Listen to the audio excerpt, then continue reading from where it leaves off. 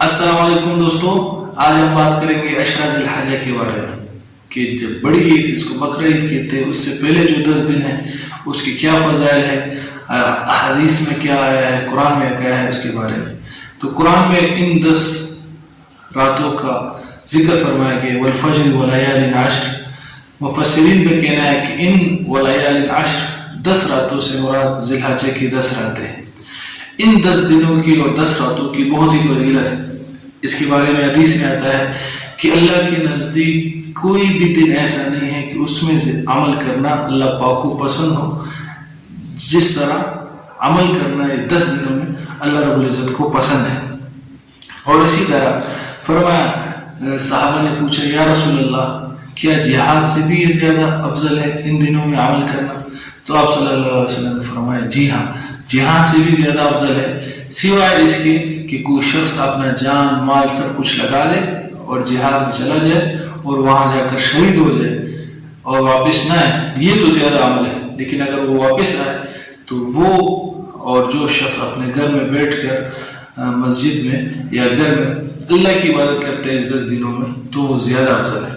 اور اسی طرح فرمایا گیا کہ یہ 10 دن بہت اہم ہے، لہٰذا تم تسبیح و تحلیل یعنی تیسرا کلمہ اور لا الہ الا اللہ سبحان اللہ الحمدللہ یہ پڑھ کر۔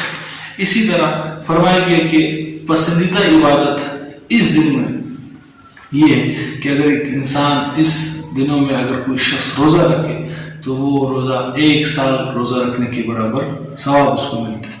اور اس رات کو جو شخص عبادت کرے تو گویا اس نے شب قدر میں عبادت کی۔ اور قربانی والا جو شخص قربانی کرتا ہے اس کے لیے ہے کہ وہ اپنے ناخون اور بال نہ کاٹے ان 10 دنوں میں، اس سے پہلے کاٹ لے، کیونکہ یہ مشابہت ہو جاتی ہے ان لوگوں سے جو حج کرتے ہیں اور قربانی کرتے ہیں۔ البتہ یہ کوئی فرض واجب نہیں ہے، بعض لوگ اس کو فرض و واجب سمجھتے ہیں اور اس کو بہت زیادہ پابندی کرتے ہیں، باقی اعمال چھوڑ دیتے، فرض نماز نہیں پڑھتے لیکن اس کی بہت سخت پابندی کرتے ہیں۔ تو اللہ پاک کی جو احکامات ہیں تمام کے تمام بجا لانے ہیں، ایسا نہ ہو کہ صرف ایک حکم ہم مان لیں اور دوسروں کو ہم چھوڑ دیں، اس طرح نہیں کرنا چاہیے۔ ہاں اپنے بس میں ہے نہ کاٹے نہ خون اور بال نہ کاٹے، اچھی بات ہے، ثواب ملے گا، لیکن اس کو فرض کا درجہ دینا یہ غلط ہے۔ کوئی کاٹتا ہے اس پہ نکیر کرنا یہ اس سے بھی زیادہ غلط ہے۔ اسی طرح 9 ذی الحجہ کے جو روزہ ہے وہ جس شخص نے رکھا تو اس کے 1 سال پچھلے گناہ معاف ہو جاتے اور 1 سال اگلے کے گناہ معاف ہو جاتے۔ علماء کرام نے لکھا ہے اور ہم نے سنا ہے کہ جو شخص 9 ذی الحجہ کا روزہ رکھتا ہے تو اللہ پاک اس کو 1 سال مزید زندگی دے دیتے ہیں، کیونکہ اس کے اگلے 1 سال کے گناہ اللہ نے معاف کر دی۔ اب اس سے گناہ صغیرہ مراد ہے، بڑے گناہ بغیر توبہ کے معاف نہیں ہوتے۔ اب جس سال اس بندے نے مرنا تو اس کو توفیق نہیں ملتی اس روزہ رکھنے کی، واللہ اعلم، یہ علماء نے کہا ہے اور علماء نے لکھا بھی ہے۔ تو ہمیں چاہیے کہ ان 10 دنوں میں مسلسل روزے رکھیں، اگر نہ ہو سکے تو کم از کم 8-9 ذی الحجہ کے روزہ تو لازمی رکھیں، نہ ہو سکے تو 9 ذی الحجہ کا روزہ تو لازمی رکھیں۔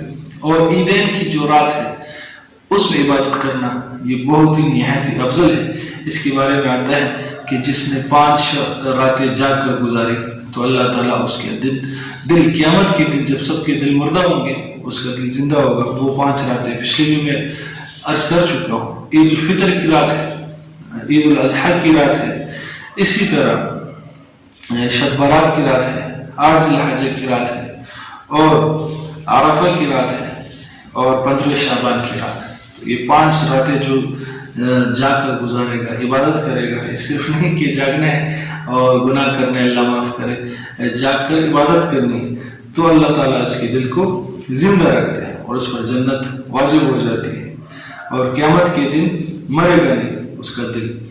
یہ ایسے فضائل ہے ان 10 دنوں کے، اللہ کرے ہمیں توفیق مل جائے کہ ہم ان 10 دنوں میں اعمال کریں۔ اب کریں کیا اس میں؟ تو اس میں زیادہ سے زیادہ ذکر و اذکار کا اہتمام کریں، سبحان اللہ الحمدللہ لا الہ الا اللہ واللہ اکبر، یہ زیادہ سے زیادہ پڑھیں، روزے رکھیں، اس میں ان راتوں میں عبادت کریں، اللہ کے سامنے نوافل پڑھ لے، دعا کر لے، اللہ سے جو مانگ سکتے ہم مانگیں اور اپنے جو قربانی کرنے والے ہیں وہ اپنے ناخن اور بال نہ کاٹیں اور تکبیر تشریق پڑھیں. تکبیر تشریق کے بارے میں انشاءاللہ تفصیل سے اگلی ویڈیو میں ہم آپ کو بتائیں گے. ویڈیو پسند آئی تو اس کو آگے شیئر کر لیں تاکہ آپ کا صدقہ جاریہ میں حصہ ہو, کیونکہ نیکی پھیلانا یہ بھی ایک ثواب ہے.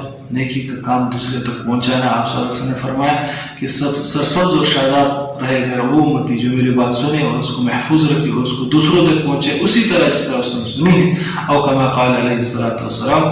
السلام علیکم ورحمۃ اللہ وبرکاتہ.